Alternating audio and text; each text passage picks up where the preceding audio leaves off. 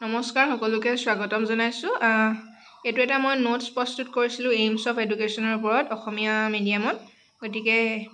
এটো আপোনালোকলৈ আজি আগবঢ়ালো মই পঢ়ি দিম আখৰ বুজি নাপাবও পাৰে আপোনালোকে যেহেতু ফাষ্ট লিখা হৈছিল বহুত ঠিক আছে আশা কৰো ভিডিওটো আপোনালোকে শেষলৈকে চাব আৰু এটা লাইক কৰি দিব আৰু চেনেলটো সাবস্ক্ৰাইব কৰিবলৈ নাপাহৰিব ইয়াৰ প্ৰথমটো হৈছে ইন্ডিভিজুৱেল এইম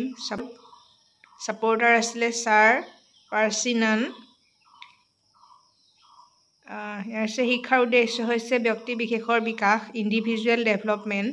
যেতিয়া এজন ব্যক্তিৰ সৰ্বাত্মক বিকাশ হ'ব সমান্তৰালভাৱে সমাজখনৰ বিকাশত অৰিহণা যোগাব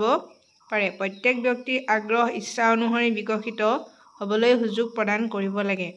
সেকেন্ডটো আছিল সোশ্যাল এইম সাপোৰ্টাৰ আছিল জন ডিভি আৰু ইয়াত সমৰ্থকসকলৰ বাবে সমাজ ব্যক্তিৰ দ্বাৰা গঠিত হয় গতিকে সমাজৰ বিকাশ হোৱাৰ লগে লগে প্ৰত্যেকজন ব্যক্তিৰ বিকাশ হ'ব কোনো কাৰো ওচৰত বুজা হৈ নৰব আৰু ফৰ্থ নম্বৰটো আছিল ভোকেশনাল এইম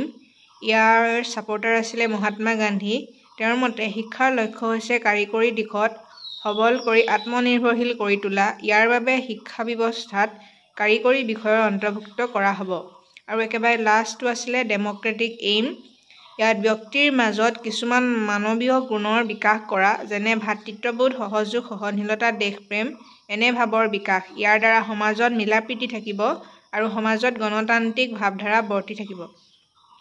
এই ডেমক্ৰেটিক এইম কেইটাৰ ভিতৰত কেইটামান কোৱালিটিজ ডেভেলপ কৰাৰ কথা কয় যেটা হৈছে human relation self realisation economic sufficiency আৰু সিভিক ৰেসপন্সিবিলিটি গতিকে নোটছটো মই বুজিবৰ কাৰণে বা পৰীক্ষাত মানে আইডিয়া এটা যদি প্ৰশ্ন আহে কেনেকৈ লিখিম তাৰ কাৰণে প্ৰস্তুত কৰিছিলোঁ যেহেতু মোৰ মুখস্থ একদমেই নহয় গতিকে মই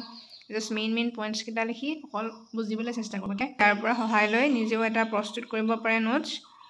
বা আপোনালোকে এক্সট্ৰাকৈ যদি ক'ৰবাত আৰু পায় তেতিয়াহ'লে নোটছ প্ৰস্তুত কৰিব পাৰে গতিকে ধন্যবাদ